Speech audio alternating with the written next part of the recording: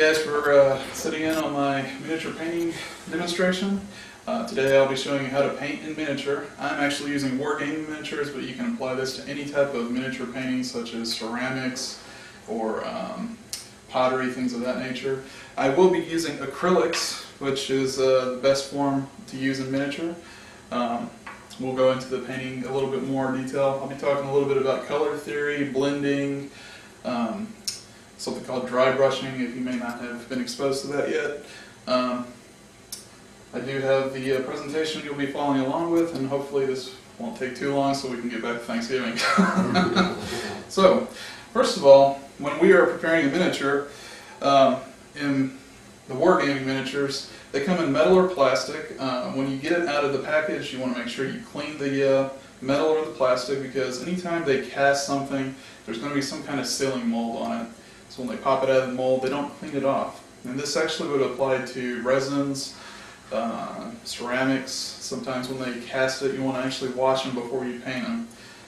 Once you wash it, sometimes there will be something called a mold line, where the mold is two parts. It'll go over it, and there'll be a line that's cast on any type of thing that's a piece of miniature that's been cast like that. So in order to clean that, there are some tools you can use. In this case, it's some files.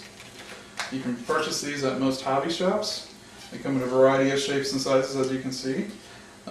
These are very indispensable. Highly recommend having a set for all sorts of hobby uses, not just in miniature painting. As you can see on here, there are a couple of essential tools. This is actually a disassembled miniature. As you can see, it's multiple parts. When you assemble it, before you assemble it, you want to clean it. You want to do the filing. And it's the best thing to use on metals, plastics, and resin is actually your good old standby of super glue. You don't need a whole lot of it. Just a little bit in a section will do. There's also something called pinning. If you have a miniature that's multiple parts like that and there may be something weak, you can drill a hole in it. There are little pin vices that you can use to do that with. And you can get like a little brass rod. You can get these in hobby stores. Put them in there, a little bit of super glue, drill a hole on the other side, put it in there. It will stay on there pretty much forever if you do it that way. Otherwise, super glue is very sturdy, but on heavier parts, especially with metals, have a tendency to snap off and break. So that's a good way of reinforcing your material. Once you have your miniature assembled, you have all the excess flash and lines taken off. Next thing you want to do is have a good selection of paints and brushes.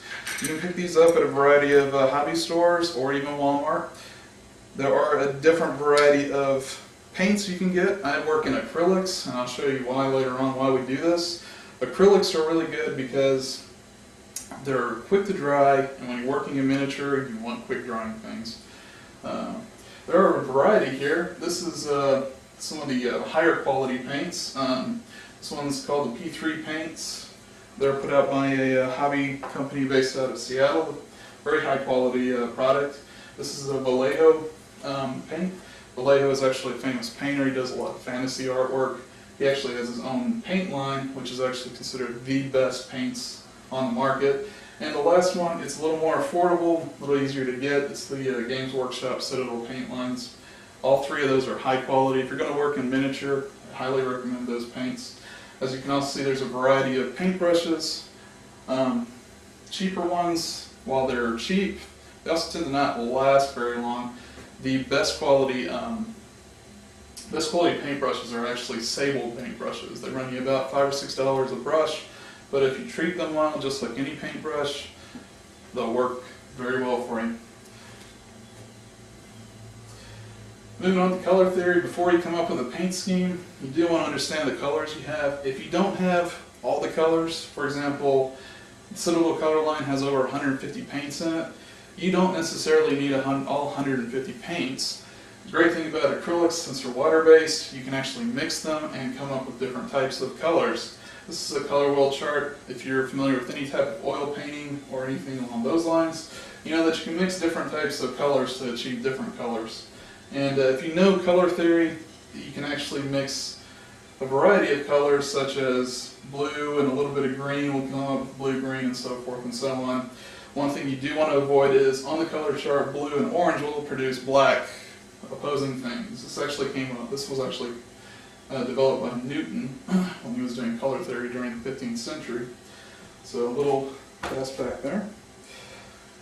Now, when you're getting a miniature, it comes in a bare form. This one has actually been primed, but underneath it is metal. And I don't have a paint scheme thought up of this particular miniature, so if I was thinking about how to do that, I would look at some references. I could come up with my own, or I could look at, in this case, you can see this was an artistic representation that this individual did, and he based his miniature exactly on the artwork. So you have the final product right there where he looked at that and then painted that based on the artwork he looked at. So you can look at artwork, you can come up with your own. You want to have a color scheme before you start, because if you don't, you're going to just jump into it and it's going to look kind of messy. Having a paint scheme in mind helps you quickly finish the miniature because you know exactly where you want to go.